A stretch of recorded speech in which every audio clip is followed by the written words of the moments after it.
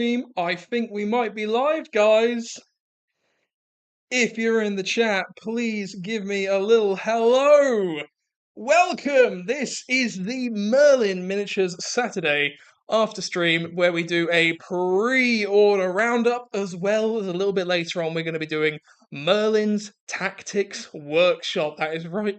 Oh, that is right. We are going to be having a sort of a crash course on the major differences between Warhammer 10th edition and Warhammer 11th edition.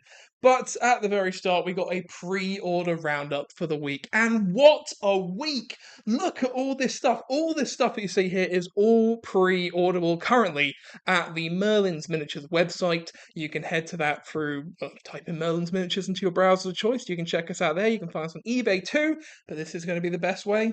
Where do we even start? Well, let's start with my personal favourite part of this. Let's start with some of the books, shall we?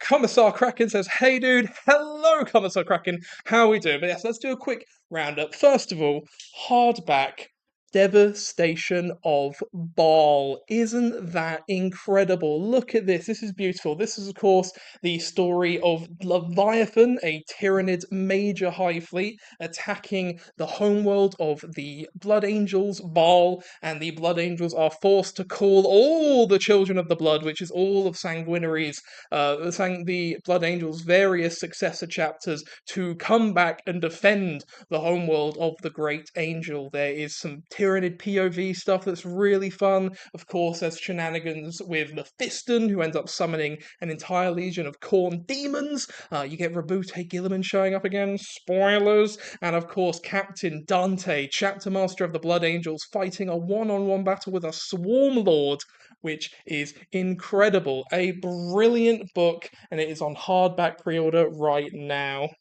There's a couple other books as well. We have got Longshot. This is a story of a Cadian sniper turned commander and her struggles with going from being a cool lone operator that lives by themselves and doesn't have to give orders to anyone to end up having to command an entire squad of people and coming to terms with the fact that her decisions could potentially get people killed. And awesomely, the sequel to that book, Ghost of Cadia, also coming into hardback in the pre-order today. This is a sequel to Longshot, or is it the other way around? Oh, goodness. I of course have this up. Yep, Ghost of Cadia is indeed the sequel to Longshot. So if you want to read both of those books, they are both on pre-order in hardback today. Head to Merlin's Miniatures. Do not miss out. Do Devastation of Baal. Devastation of Baal's really good. Love that book. Love that book. But what else is up for pre-order? Well, as you can see, we have all of the 11th edition Armageddon introductory sets. You've got the massive big boy here. This is absolutely huge. This is the big ultimate starter set of 11th edition. You're gonna get yourself the majority of the Armageddon box in here. You get a weird boy, you get a knob, you get a half track, you get Space Marines, you get all the goodness, you get terrain. Is a mini rule book. There are range rulers, dice, reference sheets, core rulebook, and of course a mat to play it all on as well. This is your ultimate. I'm getting into Warhammer in 11th edition. What do I need to get started? Ghosts of Cadia for me. Good choice, sir. Very good choice indeed. But if you're not going to be getting the ultimate starter set, you can also get these much smaller ones here. There's a few different options actually. So we have a sort of like a kill team almost, where you have a single squad of the new intercessors and then a single squad of boys, and you also get the ruler, the dice, the playmat, and all the lovely terrain for this particular starter set. This is sort of the introductory set if you want to learn how to play the game. This is absolutely brilliant for that. But you've also got the other two starter sets. The Space Marine one, this is going to get you the majority of the Armageddon box in it for the Space Marine side at least. And I believe you also get yes, you get paints as well. So there is a ton of awesome stuff in these. And then just over here, we have the Orc version. You can see you get all the Orcs. If you look on the back, goodness me, this is essentially a combat patrol. It's getting started with Orcs. Warhammer, start here. If you want to get started on your Green Tide Wari goodness, you are going to want to grab that box. And then, of course, last but certainly certainly not least, there are the even smaller ones. These are the build and paint sets. So you can see here, you get yourself a Space Marine Intercessor. You get all the paints for it. You get yourself a paintbrush. It's nice and push fit. That's the word I was going to say, and absolutely nothing else. Push fit. So if you yourself or you know someone are getting started with Warhammer, these are the boxes you're gonna want to get them to wet their toes. Just dip them into the ocean that is the Warhammer 40,000 universe, and basically you're gonna be able to sit down, give them all the stuff they're going through. It's nice and cheap. There's a heavy discount with these boxes. So if you want to get into Warhammer, these are genuinely the best way. You not only have the Space Marine, you've got the Orc bots as well, and you also have the paint and tool sets here in the middle. This is a hefty box, if I do say so myself. Paint and tool sets. You get yourself the clippers, you get yourself the mold line removers, you get yourself the starter paintbrush, and then an absolute host of paints. Goodness me. So if you've got one of these starter sets, you're going to want to grab this too, because you're not going to build them and you're not going to paint them without all the awesome stuff in here. And as I said, guys, all of these are currently up for pre-order on our Merlin's Miniatures website. Don't miss out. Hardback books, starter sets galore. It's going to be awesome. So that pretty much rounds out the pre-orders that we've got going today. So what is the other part of today's live stream? Well, we have the Merlin's Miniatures Tactics Workshop, or Merlin's Tactics Workshop for short. What's that going to be? Well, it's just going to be every single week we're going to go through and just sort of deep dive into some of the rules and complexity of the different Games Workshop systems. We're starting today Warhammer 40,000's 11th edition. We're going to do the main changes from Warhammer 10th edition to Warhammer 11th edition. So you kind of expected to have a general basic knowledge of how Warhammer is played. So we're not going to go over the basics of, oh, how do I hit, how do I wound, blah, blah, blah, blah, blah. We're going to sort of have a little pinpoint difference so that we're assuming that you've played 10th edition, you've played a few matches, you understand the basic rules of Warhammer, but there's a few key differences between 10th and 11th. That is what we're going to attack today. And if you have any questions at all, please feel free to ask in the chat. I do have the YouTube chat up and ready to go. So if I'm not articulating properly or you just want a specific detail on whatever I'm going over, please do let me know in the chat. For now, let's get started, shall we? We've got a few miniatures here to help display, and I've got a lovely, very handy dandy camera just on. If I swap over here, whoa, hey, look at this. Let's get some of this stuff moved so we have a full big area for us to explain all the complexities of Warhammer 11th edition. Oh, let's move some of you. There we are. Excellent. Excellent stuff. So, what do you need to get started with Warhammer 11th edition? Well, it's kind of just what you see here. We got ourselves some dice, we've got ourselves some measuring tools. You can also, of course, use a tape measure. That's kind of what's recommended.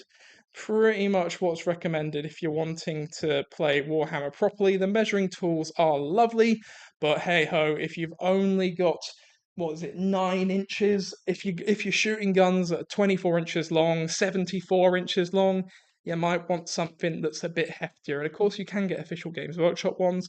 Whatever you decide, this is a special one I got from my local club. Isn't that wonderful? But what else do you need?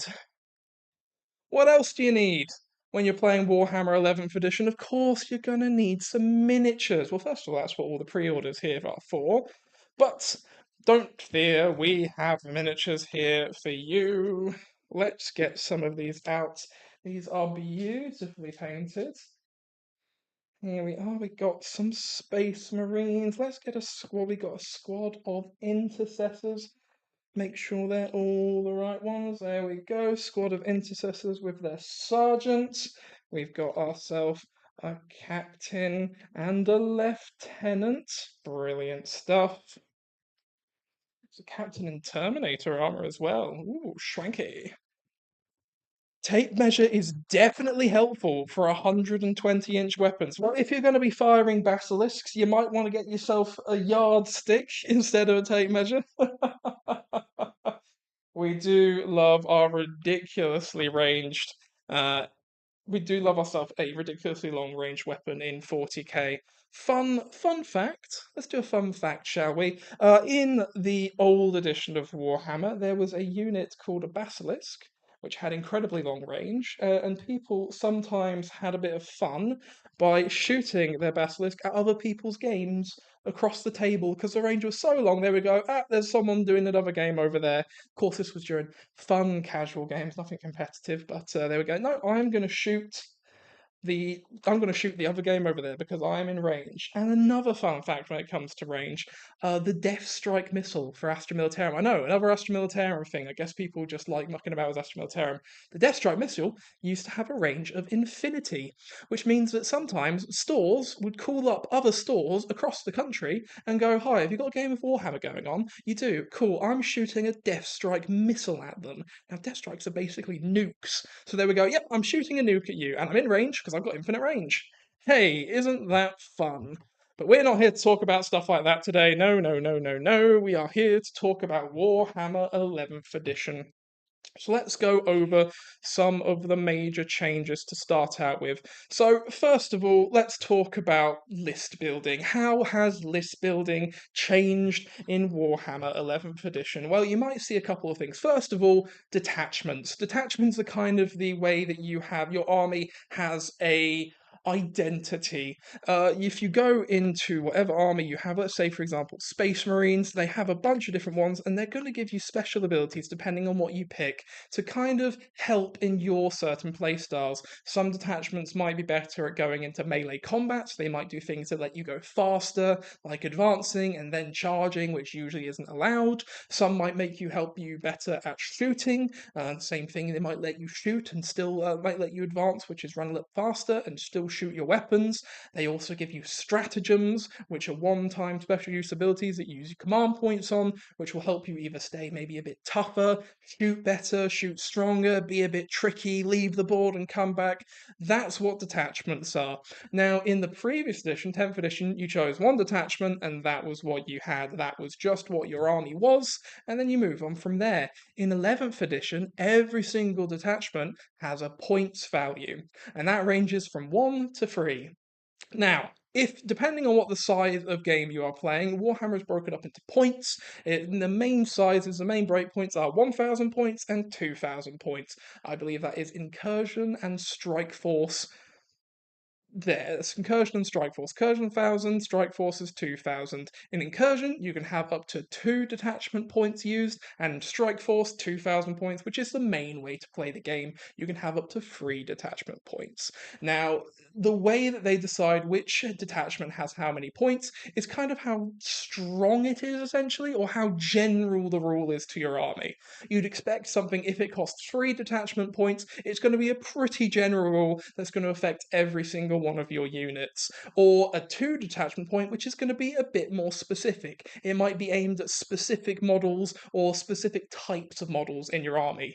And then lastly, 1 detachment point, those are going to be the really hyper specific detachments that are going to say this particular squad is going to get a buff and nothing else is going to be nothing else is going to be affected.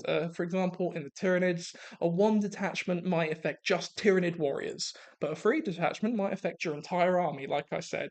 So those are the 2 major differences when it comes to detachments, is that now there is a point system and you have to choose multiple detachments up to your point limit. So Strike Force, you can either have 1 free cost detachment, a 2 cost attachment and a 1 cost attachment, or if you're feeling spicy, 3 1 cost attachments. It's entirely up to you, and of course, depending on how you want your force and the identity of your army, you're going to do something completely different every single game, I'm sure. So that is detachment systems. What else? Leaders. Let's take a look at leaders, shall we? Yes, we shall. Whoop. So, leaders are characters that you can add to your army. So, for example, here where we have some Storm Boys, I've knocked over one of them, but in the Intercessors here we have a captain and a lieutenant. Now, a leader is someone that can say, hey, there's a squad and I am going to attach myself to it. They can either come at them just by themselves as just the character, or they can say, nope, I'm going to have these guys as a bodyguard. Now, in old Warhammer 10th edition, it used to be that at the start of the game, you got to say who went where. So you had a bit of like, oh, maybe I'll keep him on his own this time, or maybe I won't. But in 11th edition, in the battles, in the creating your army step, so before you're even putting your models down on the table, you have to declare what characters are going where. And the reason that's important is because there's some changes to how characters interact with the units that they're leading, which I'll go over in a little bit. But yes, it is a small change, but now you have to say, before you even start the game, what characters are going to be attached to what squad. Now, there is also another slight difference with the leaders in 10th edition compared to 11th edition, is in 10th edition you just had characters and they could lead models.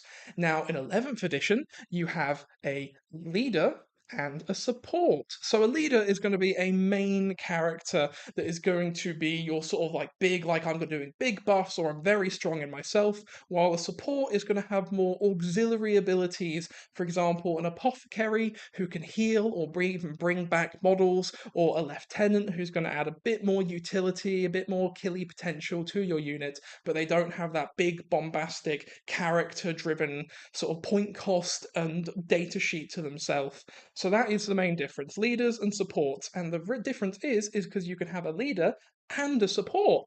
In 10th edition, you can only have one character, other than a few special characters, which is why they brought in the support role, because they kept having to add a little, oh, actually, this guy can also be added. Oh, actually, this guy can also be added if there's another character. So they went, nope, we're not going to make special rules. There is going to be leaders and supports. So supports can join a squad which already has a leader.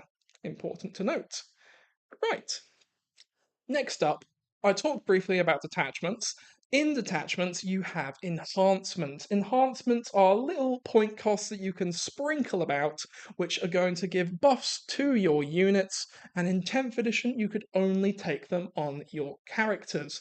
Now, in 11th edition, they've added something called augments, which is essentially a enhancement, which could previously only be on characters, that you can now have on your basic units as well. Usually, those enhancements are going to come in those one cost attachments that I talked about earlier. So, those are the ones that are targeted very specifically at specific units. So you're going to be able to do point cost to upgrade units. There's also been a change in between 10th edition and 11th edition. Now you have to pay for war gear. That means that certain weapons are going to be a bit stronger than other people, or other weapons, I should say. For example, rocket launchers and melter guns are going to be stronger than just a basic bolter. In 10th edition, it was free to take whatever you want, so you just took the strongest stuff. Now in 11th edition, some weapons are going to cost a little extra point cost to make sure that it's just balanced out, and there's a reason to take the weaker stuff to make your guys cheaper. Right. We're going to have to sort of pick up the pace a little bit here, so let's go through. Otherwise, we're going to find ourselves talking about this in next week as well. Right. Another major thing, forced disposition. In 10th edition, when you had missions, you just had a primary mission for the mission, which both players would be going up against. So you'd have a primary mission, and both players would be trying to score it. In 11th edition, depending on your detachment, there are 5 different types of forced disposition. There is take and hold, there is disruption, purge the foe, priority assets, and reconnaissance. All of those are a separate primary mission, so now you're going to be scoring your own type, and each detachment has their own type to choose from. So, for example, a detachment that's more focused on holding ground would have take and hold, but a detachment that's more focused on killing your enemy and getting in their face probably going to have purge the foe. Right. That is pretty much all the major changes in the command phase, and sort of like the basic game. The other major difference I will say is that instead of objectives being little circles that are just sort of dotted around the battlefield, objectives are now terrain pieces. So, whereas before, this might be an objective, and if you were in 3 inches of it, you'd be on the objective, but now you got to be inside the objective building. That is a nice narrative shift for 11th edition. Right. Command phase. What is different in the command phase? Well, first of all, there's a bit of a shift up in the sort of the what do you call it, the order of operations for the command phase. It was before that you'd have your command step, which where you do with command abilities and stuff. So special characters would do this and that. And then you'd have the battle shock step, which is where if your units have been hurt, they would have battle shock tests to see if they're battle shocked, which is a special status effect that I'm sure you guys already know about if you know about Warhammer. If not, give me a shout and I'll explain that. Either way, now 11th edition battle shock step is at the very start. So if you get battle shocked, you might not be able to do your special abilities like ordering for the guard or some other bits and bobs, and especially you won't be able to hold any objectives, which is important. So Battle Shock is now at the start. Another major change with Battle Shock is that instead of before, where if you were battle shocked at the start of your turn, you just become unbattle shocked. Let's say this is a battle shock token. At the start of your turn, you just go, nope, no longer battle shocked. Now you have to make a roll for it. So, for example, if this squad here is battle shocked at the end of their turn, at the start of the turn, they will have to make a roll. Here's a 6. Space Marines have leadership of 6, so that passes, which means they are no longer battle shocked. So it does not automatically get completely wiped off anymore. No, you do have to take a test, which means battle shock is a little stronger.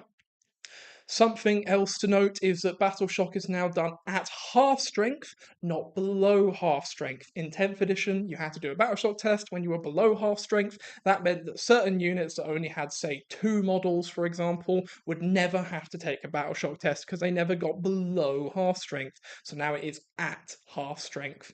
Important difference. And lastly, when it comes to command phase, primary and secondary objectives. In Warhammer 10th edition, your primary objective and your secondary objectives were two sort of separate things. Secondary objectives, you drew them, you could have up to 2 in a turn or in your hand at the same time, so you could only have to have 2 secondary objectives.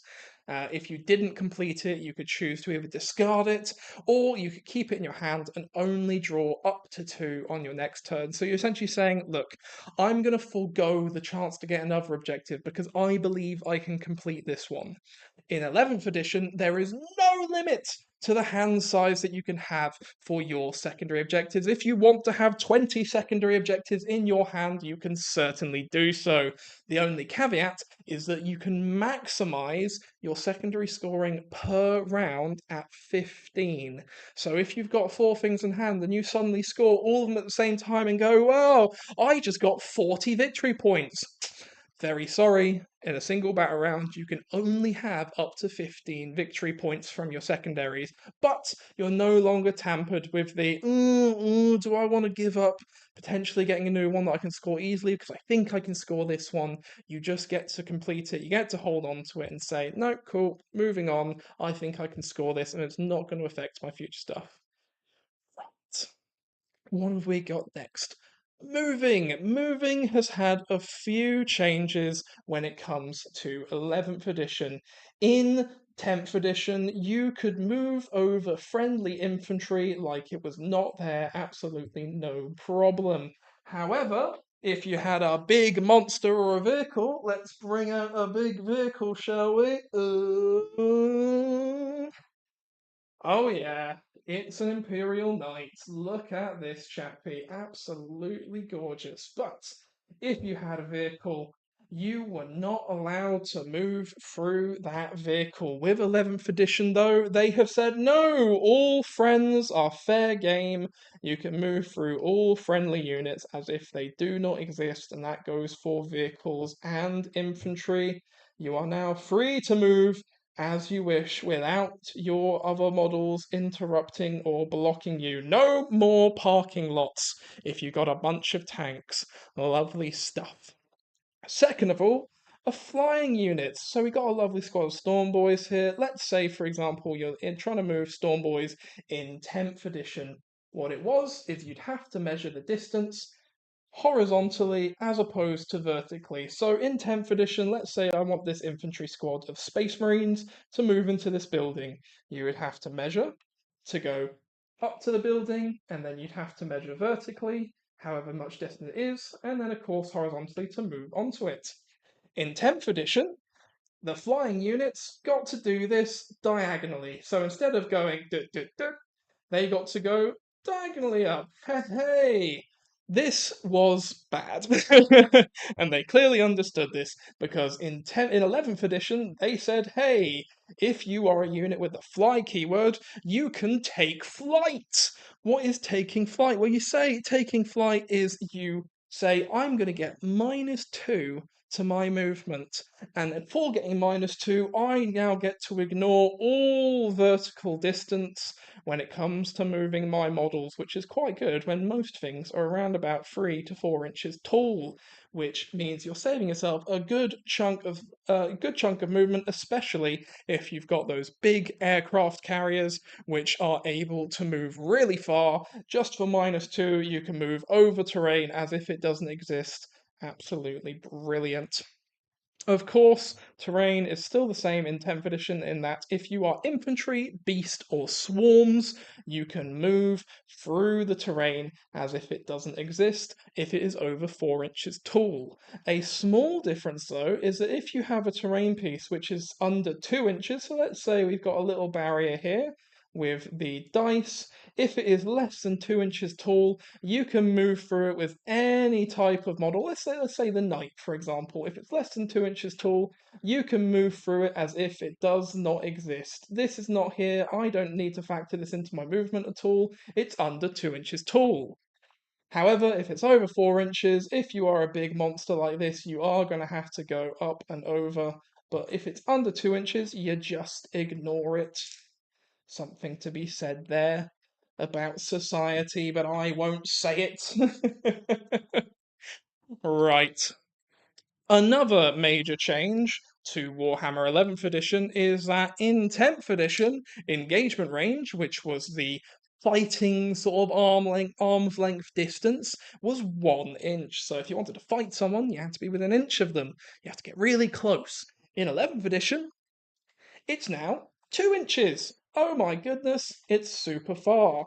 What does that mean? Well, you are not allowed to end your movement as an enemy character within engagement range of an enemy, which means that you're not allowed to end your movement within 2 inches. However, in 10th edition, that 1 inch engagement range, you weren't allowed to move into it at all. You could not move within engagement range during your movement at all, even if you were just passing through, just simply wasn't allowed. However, in 11th edition, with that big 2 inch change, you can say, "Yep, I'm going to move into your 2 inch range, but then I'm going to move out of it." So as long as you don't end your movement within 2 inches, it's absolutely fine. You can move through. You can even move through them if you so wish. As long as you don't end within that 2 inch distance, it's absolutely fine. That is a major change for blocking and movement blocking, which was a big issue in 10th edition, so they've addressed that. Another important feature that they sort of added near the end of 10th edition was pivoting. If you have a big vehicle like this knight, for example, who is on an oval base, as you can see, if you wanted to turn him at any point, you would have to do what's called a pivot. A pivot says, I'm going to have -2 inches to my movement, but I am allowed to spin around as much as I like and then move on afterwards. Essentially, it was trying to get over the fact that if, for example, I am standing here and I go, well, I'm going to pivot, suddenly I've gained an extra inch of my movement because of the oval shape of the base. 11th edition goes, you know what? Have fun. Pivoting has been completely gotten rid of. You can spin as much as you like, as often as you like, so make sure to make use of the extra movement that you could get by pivoting your oval bases. Okie dokie. That's the movement phase done. Let's go over to the shooting phase. What is difference in shooting? Well, the major difference in the shooting phase is the cover system. In 10th edition, if you had cover, aka if you were inside a building, so for example, this Space Marine here, let's say the Storm Boys are trying to shoot this Space Marine through the building, and he goes, well, I'm inside the building, which means I get the benefit of cover. In 10th edition, the benefit of cover was you got +1 to your saving throws. So you're hiding against the walls and you're using the cover to your advantage to get a better saving throw versus the attacking enemy. Now in 10th edition, instead, the benefit of cover is -1 to hit. So that means instead of making your units tougher to kill, it's going to make them harder to hit.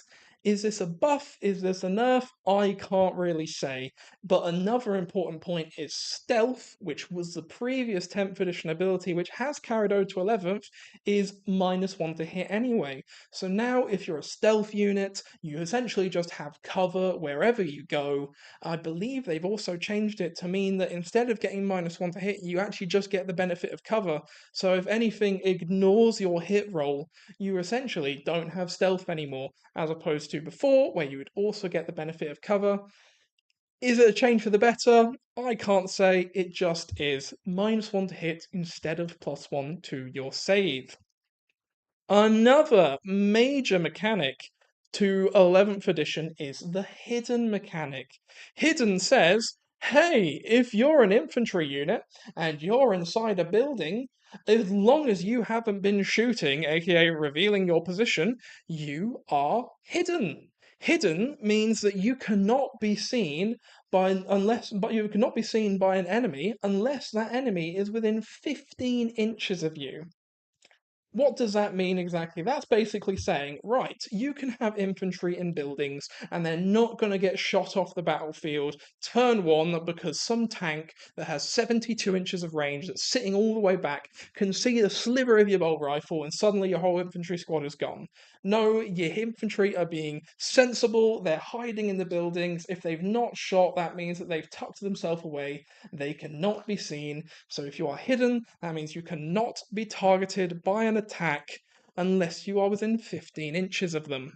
Ooh, so that's how that works. Exactly. I know it was a weird one to see when it first came out, but that is, there are a couple of mechanics which say, hey, you can actually reduce the range of your hidden, but those are specific to some of the stealthier lads, but you can see those knocking about. So it's kind of like lone operative for 10th edition, but for all infantry that are inside buildings. Right. What another major difference when it comes to drawing line of sight in 10th edition is in 10th edition, it was kind of true line of sight. So this building here, this lovely building here, you can see the bottom floor has a bunch of windows. And that means if you are a space marine trying to hide in the building, oh no, you can just be seen through it. So true line of sight says, well, I can see you through the building there, which means that I can shoot at you.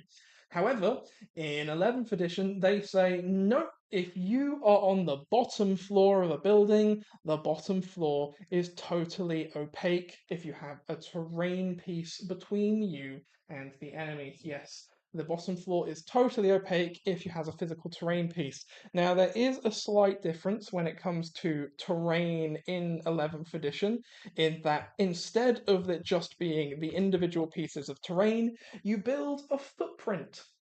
So, for example, let's say I've got these two bits of terrain here. Let's move some of this stuff aside. Da, da, da, da, da, da.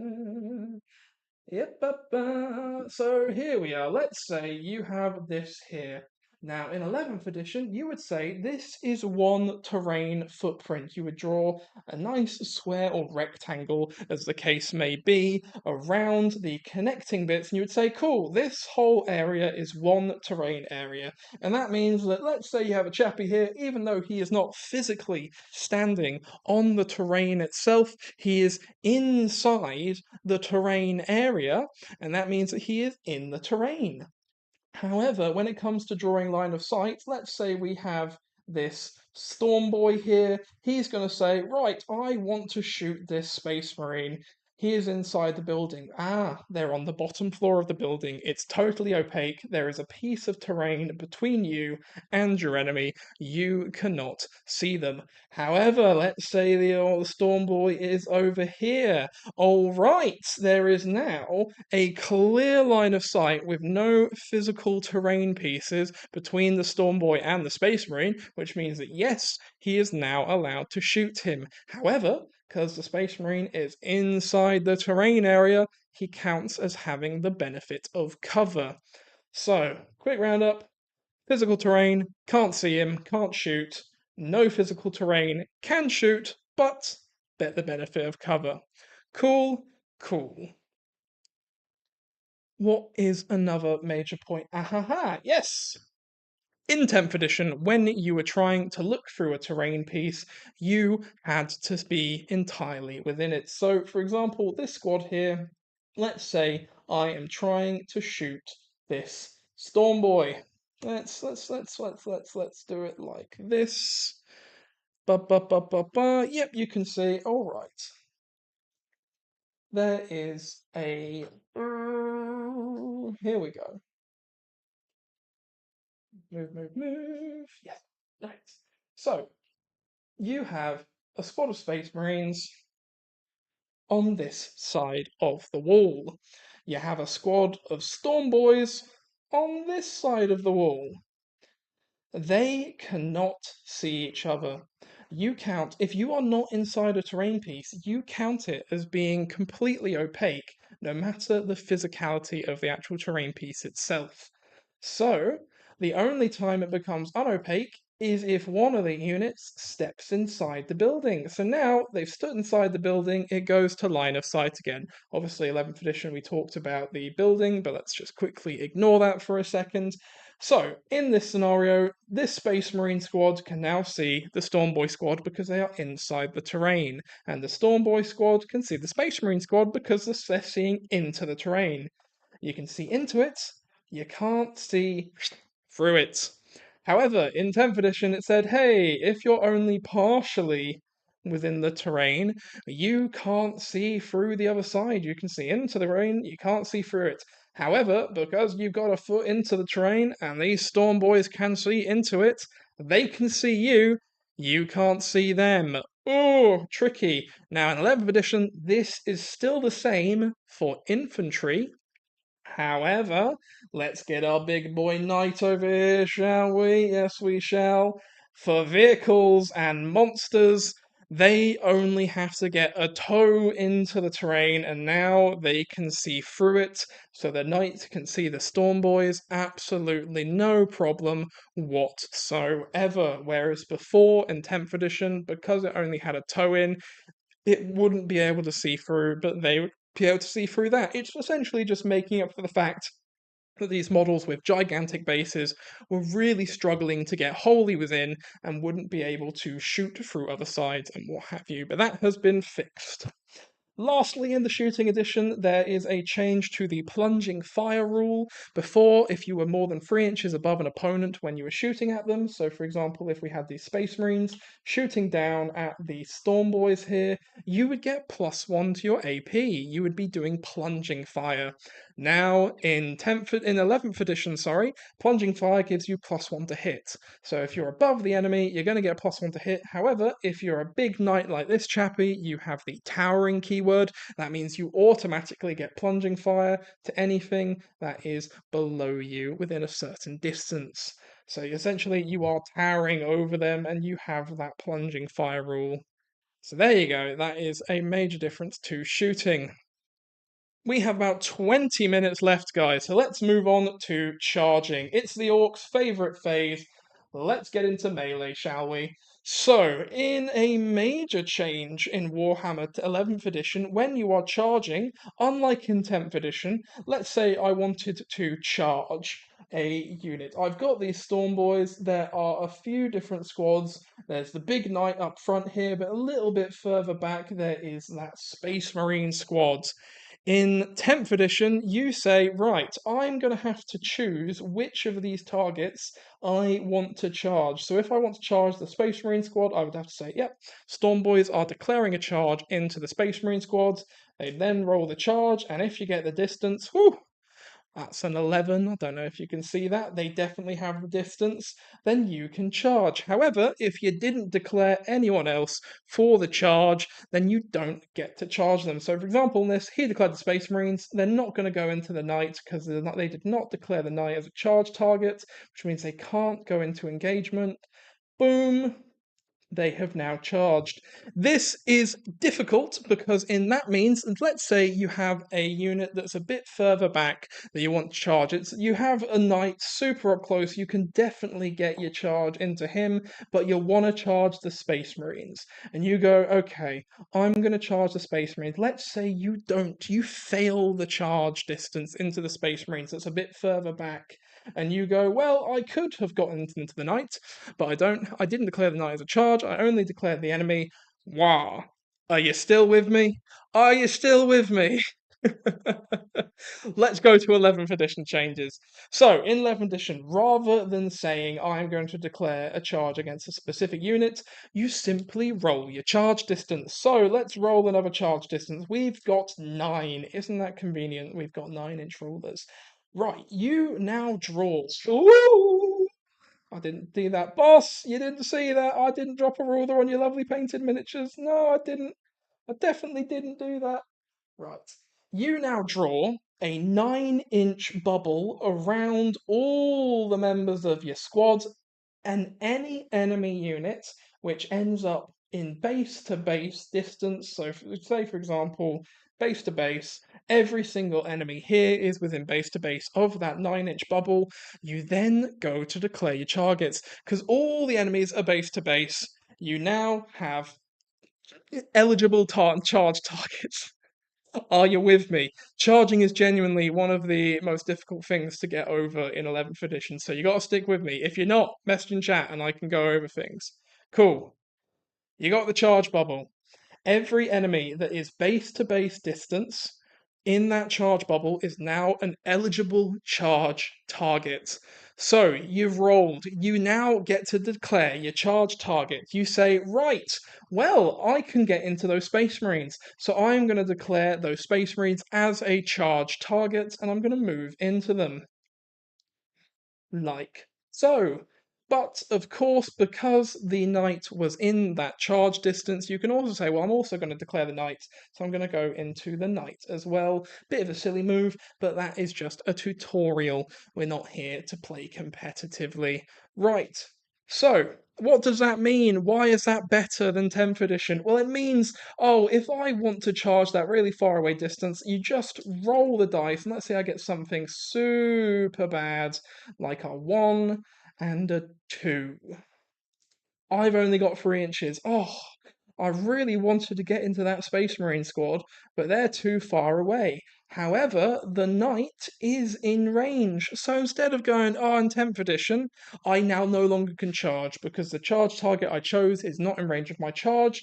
You can say, well, I didn't get the role I wanted, but there is someone a bit closer, so instead of not doing anything, I am instead going to charge into this guy and fight him instead. So it's just more forgiving. Rather than 10th edition, where you had to declare exactly who you were going into and then move into them, instead you do the declaring after you've already rolled, so you don't have to commit so hard into, yes, I'm going to attack this exact unit. You can go, right, I'll roll, see how far I can get, and make the decision from there.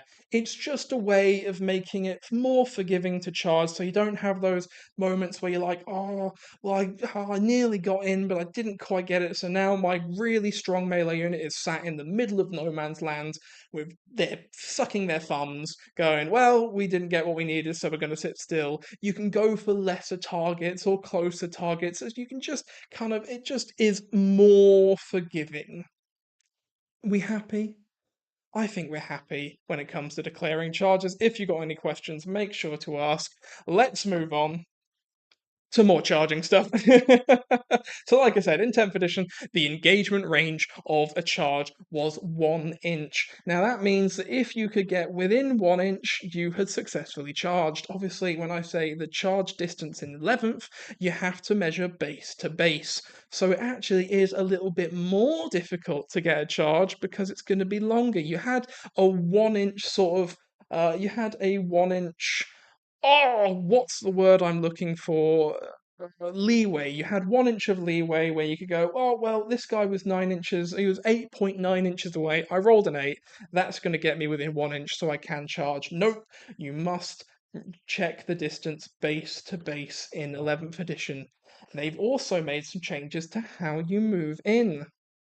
In 10th edition, when you were charging, I'm going to say charging so much during this section. In 10th edition, if you were charging, if you could end up within base to base contact with an enemy, you had to. So in this example, let's say I rolled a really high number, like an 8. All of these models are definitely within 8 inches of that model's base. So when you move them in, they have to go base to base. And if you're base to base, you're not going to be able to move anywhere because all the other requisites for charging and all this sort of stuff says if you can get closer, you can move. So, for example, piling in. Piling in is a movement you do when you start fighting that lets you move an additional 3 inches. It essentially lets guys that didn't quite get into the fight move those extra 3 inches closer so they can get proper scrappy and not miss out on all the fun. Of course, if you're base to base, the requisite for a pile-in is you've got to be able to move closer. If you're literally touching the enemy, you can't physically move closer, so you can't make a pile-in. The change in 11th edition is that you no longer have to end within exactly base to base if you can. The only caveat is if you can end within 1 inch, you have to, but you can stay a bit further away, which gives you the option of when you pile in, you can go that little further distance to just properly surround the enemy. It's just a bit of quality of life to make it easier to make some fun plays with your charging. Isn't that cool? A big difference to fighting in 10th edition compared to 11th edition is that in 10th edition there was a rule which was if you had a model within half an inch of an enemy model, if a friendly model was within half an inch of that model also got to fight. That no longer exists in 11th edition. However, they've sort of justified it with the 2-inch engagement range. So now, if you are within 2 inches of the opponent, you can fight. So it's pretty much the same for smaller units. However, the reason they brought it in is, say for example, you had a unit where one of the characters had a much larger base. We're going to go for an extreme example here. Let's say this knight, which is a ridiculous example because knights can't lead space marines, but let's say this knight was leading this squad of space marines. When it charged, you could go, cool, I'm now touching the enemy, which means that if I've got my space marines back here, I am within half an inch of an enemy, and they are within half an inch of me, and that means that they can fight. Oh, isn't that silly? Very silly indeed. That's no longer a thing, so you can't bulk out your fight distance by having a model with a considerably larger base than the other models in the unit. Right. Let's go for a quick change, quick fire charge changes. First of all, Crushing Impact. It is a new stratagem for 11th edition. It changes the 10th edition tank shock, which specified that only tanks and only vehicles could do it. This was, of course, very upsetting for all of the monsters, such as demons and tyrannids and what have you, that also wanted to take part. The stratagem was you charge the vehicle in, you roll some dice depending on the vehicle's toughness, or I think the strength of the weapon that the vehicle was holding, and then you deal mortal wounds, which are really hard to block in Warhammer, to deal some just crushing, they said you tank shot, you hit them with a tank. Botch. It was a way to supplement when you had vehicles that didn't really have a melee weapon. So, for example, your Land Raiders, or your Land Raiders is a bad example. Say a Predator or a Rhino. It means that you could hit with the tank and use the toughness of that tank to do a bit of damage. But it was kind of misused by things like Knights, for example, who did have melee weapons. They could use that super strong melee weapon to do the tank shock for a ton of extra damage. And of course, monsters weren't allowed to do it because it was only vehicles. Very sad. They've now moved that to Crushing Impact. What that means is if a tank or a monster, hey, monsters, can charge into the enemy, they use their toughness stat, so how big and bulky they are, to hit the enemy. You roll a number of dice up to your toughness characteristic. Any 5 and 6, so a good hit, does damage to your opponent. but any one doesn't damage to you, so maybe you've hit something a bit too tough and it's dented your framework. There's a corn berserker who managed to get stuck in the grill and he's grinding up the treads, that sort of thing. So it has a bit of give and pull. While yes, it's more likely you're going to damage them, there is the chance that you can damage yourself. But the main thing is that vehicles and monsters get to do it. It's not just a vehicle specific thing. Yippee! Let's move on to the fight phase, shall we? So, one of the major changes in the fight phase is that before in 10th edition, when you were fighting, every time you chose a unit, they would get to pile in. So let's say these guys here, they're fighting, I go, right, I'm going to fight here. They make their 3-inch pile in move. Hey ho, brilliant stuff, and then they have a fight. This would, of course, mean that the next unit you fight, they haven't piled in yet, so the next unit, you'd pile in them as well, back and forth, back and forth, back and forth. Now, in 11th edition, at the start of the fight phase, all enemies, all units, I should say, that are in engagement range, so within 2 inches of an enemy unit, they all pile in at the same time, starting with the player whose turn it is. So if it's my turn, I'll go, right, I've just got the Stormboy squad, I'm going to pile them in, ba ba ba ba ba. We're going to move as close as possible, and then it's going to go, right, cool, over to the next person. If I had 10 squads, I would pile in all 10 squads at the same time, and then it goes to your opponent, and they go, right, well, I'm going to pile in with all of my squads, so they're all going to move in, and da da da da da.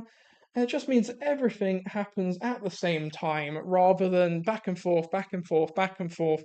There's a little, it sort of cuts down on the minutiae of, oh, right, I need to pile in these guys, or I forgot to pile in these guys. It's just, no, do it all at the same time. You, then me, or active player, then opponent player. Bosh, done, sorted. All pile-ins happen at the same time at the start of the turn. Right. Fights first. Fights first is a term that you might have heard if you played Warhammer in 10th edition, I think in 9th edition, but definitely 10th edition. It essentially says, hey, when we get to the fight phase, it's going to be me first. I'm going to fight first because I'm either super fast, super strong, whatever you have it, I get to fight first. Now, this was really strong in 10th edition because the activation of fighting alternates between players, and it goes from the player whose turn it isn't to the player whose turn it is. So, if you charge, you get the fight first keyword. Hey, brilliant. So, as an attacking player, everything that I have charged into my opponent has the fight first keyword, which means that they fight in the fight first step. So, in the fight first step, everything was fight first fight. Cool, brilliant. However, if you have an opponent who already has the fight first keyword, for example, Fulgrim, a very powerful melee combatant, he has fights first. And it would go, right, well, I'm the attacking player, I've charged into you, but because you have fight first and the alternating starts with the opponent, you get to fight, you get to attack me before I get to do anything to you. That wasn't very fair. It probably was pretty fair, but either way. Now, that has changed in 11th edition. In 11th edition, it always starts with whoever is the active player. So that means if you're charging into a fight first unit, you do get to get a fight off before that fight first unit gets to fight you back. So defensively, fights first as an innate rule for units isn't quite as strong. However, you do still get to fight before anything else. Let's say you have 2 squads. Let's say these Storm Boys have got fight first. They've been charged by the Space Marines and they've been charged by a Knight. So the active player, let's say the Space Marines, they choose the Space Marines to fight. Don't know why, they just do. And the Space Marines get to fight. Cool, they killed an orc. Oh no. Then it's going to alternate to the non-active player. They go, well, I've got this fight first unit in the Storm Boys. Note, Storm Boys don't actually have fight first. This is just for tutorial purposes. And he goes, well, my Storm Boys have fight first, so I am now going to choose my Storm Boys, and they are going to fight into your Knight. Cool, but taking a few wounds. Right, it alternates back to the active player again, and he goes, well, I'm going to use a Knight, and I'm going to wipe all of them out in one go. Don't know why I didn't do that in the first place. Cool. So, fights first, slightly weaker as a defensive innate ability, but it is a slightly more open and ready. It means it's not like a guaranteed, oh, I have to charge so many stuff into this fight for the unit because he's going to fight me and he's going to kill me. Just a bit nicer, a bit more feels good for defensive versus attack. Right. Major changes in the way saving rolls are done. In 10th edition, if you had a unit that had a special datasheet, you'd have to roll a bunch of dice and start doing it one at a time to make sure that you didn't accidentally do something weird. Essentially, it means that if you've got weird data sheets that go back and forth and do different stuff, you had to just keep rolling individually to make sure that you weren't missing out on your special rules. The way things work in 11th edition is you roll all of your saving throws at the same time, but before you allocate any attacks, and this goes for shooting and melee, mind you, before you allocate any attacks, you are going to split up your squad. Let's get the Space Marine squad here as an example. So we've got the Orcs versus the Space Marines, and the Space Marines have got their Terminator Captain in there. Hey, Terminator Captain, love to see it. So the Orcs are fighting the Space Marines, and before they even allocate any of the attacks, before they even start rolling, the Space Marine goes, okay, well, I have. Let's bring the Lieutenant in here. So we've got the Lieutenant in here too. So there's now three separate units essentially. You have the Intercessors, you have the Terminator Captain, and you have the Lieutenant. The Space Marine's going to say, right, I have to split my squad into three units. I'm going to say bodyguard, which is what the basic unit is unit number one. They kind of have to be. If it's a bodyguard, it has to be the first unit. Then I have the Terminator Captain and Lieutenant. Now, Terminator Captain has got a better save than a Lieutenant. So you kind of want the attacks to go to the Terminator Captain first, because, hey, he's probably going to save them, compared to the Lieutenant, which will probably die. Or you might have the thinking of, well, actually, my Terminator Captain's stronger, so I want the Lieutenant to die before him, so I'm going to choose the Terminator Captain to go last. So that means that you're gone, right, there are three units, bodyguard unit is number one, lieutenant is number two, and Terminator Captain is number three. So when you are allocating saving throws, so let's say this, I roll all of them at the same time, you then take the worst saving throw first, and you go up the order. So you go, right, this is a worst saving throw, this is a worst saving throw. I actually rolled really well here, goodness me. Let's say that.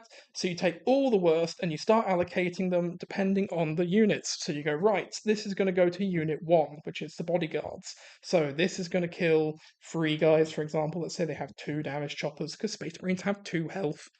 So yes, so you go, right, go to the ones, blah, blah, blah. Let's say you failed so many of them. They've all failed. Oh no, all the Space Marines are dead. Cool. You allocated at the start of the attack that your lieutenant was the second squad in line, essentially. So now all the attacks after the Space Marines have died, the bodyguard squad, they're going to have to go into the next unit that you chose, which is the lieutenant. And then after that, the third unit you chose, which would be the Terminator Captain, Bosch. It's a bit weird. It essentially means you get to roll all your stuff really quickly, and there's no, actually, my captain has a better save, so now that all the bodyguards are dead, some of those rolls were a four, and that would have saved on the captain, but some of them were two, which wouldn't have, so which rolls went on the worst save, which rolls on the best save? There's now just goes, no, roll them all at the same time, go from worst to best, and it cuts out the middleman of having to worry about different characteristics in the same unit. We've only got 3 minutes left, guys. Holy moly, this has gone very quickly. But let's just quickly round up. There is a new type of pile-in called a overrun fight. Essentially, what that means is, let's say, for example, the Storm Boys, they all go into this squad of Space Marines, and they have a special ability that says they attack them when they charge, or they deal damage to them when they charge. All the Space Marines are now dead. Blech. All Space Marines are dead. Oh no, you now have a squad of Storm Boys who made a charge. They are now eligible to fight, but there are no longer Space Marines in range of them because the Space Marines died. Oh no, they can now perform what is called an overrun attack. They get to move an additional 3 inches, and that is on top of the 3 inches that they get at the start of the fight phase to pile in. They get to do an overrun, and they say, yep, I'm going to overrun into this guy, and because I am now in engagement range of these guys, I am now going to fight these guys. It's just a way of, if you have multiple units that have charged into the same unit and one of them kills the whole unit before the next one gets to fight, the next unit still gets to do something. They get to make an overrun, even because the thing that they originally went into is already dead, so they get to go a little bit further, and then if they get into engagement range with an enemy, they get to fight them. Way! Is there anything else I want to talk about? No, I think that's pretty much it, guys. I think I've gone through all of the major changes for Warhammer 11th edition from 10th edition. Thank you so much for being with me today. I really appreciate it. This is, of course, going to be a weekly live stream, guys. We're going to have the Merlin's Tactics workshop every single week. Please join our Discord if you want to have your say or vote on what you want next week's Tactics workshop to be about. And if you have anything else in mind, please let me know. Join the Merlin's Discord. You can find it through our social media, through our link tree, through absolutely anything, and let us know what you want to know about, and I can explain it in depth like we've done today. And of course, we'll have the pre-orders, so I'll show all our pre-orders too, which is lovely. And then last but not least, tomorrow, what have we got going tomorrow? Well, at the exact same time, so 8 p.m. UK GMT +1, we are going to have a hobby hangout session, and we'll also be talking about Armageddon lore. So I'm going to crack open one of these introductory boxes. We're going to build, we're going to paint, and we're just going to hang out and talk Warhammer. So don't miss out. Same time, same place. YouTube Merlin's Miniatures live. I'll see you guys then. That is 9 o'clock. Thank you so much for coming. Take care, everyone. Bye bye. Bye bye. Bye bye now. Bye bye. Bye bye now.